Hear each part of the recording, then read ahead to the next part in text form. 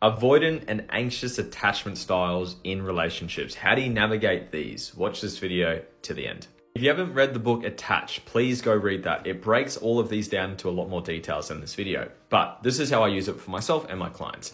Understand which attachment style that you predominantly have. Are you anxious or avoidant? If you're anxious, you latch on and you cling on and you're scared of losing someone. If you're avoidant, you shut off and you disassociate. Now, some people do both, but you want to get to a point where you come from a secure attachment.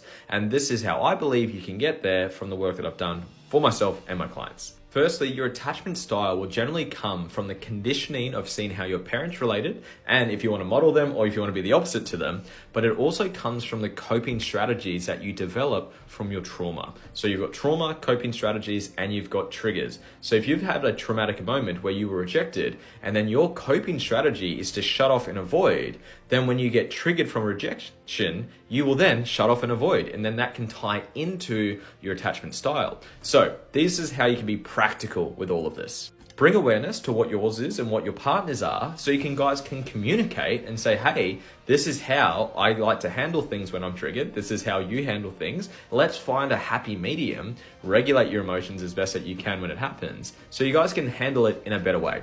Now, this is where I think it's a bit more empowering.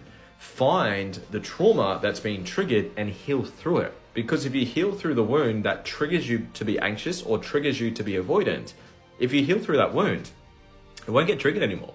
So you'll be less likely to go down that pathway into your attachment style, and you become more secure. You become less triggered. Where something happens, you don't run away or you don't get scared that the person's going to leave you. You're actually a healed, secure individual. So bring awareness and communicate with your partner so you guys can navigate where you're at and try help each other given what circumstances come up, and then lean in. Find your wounds, find your triggers, heal through them.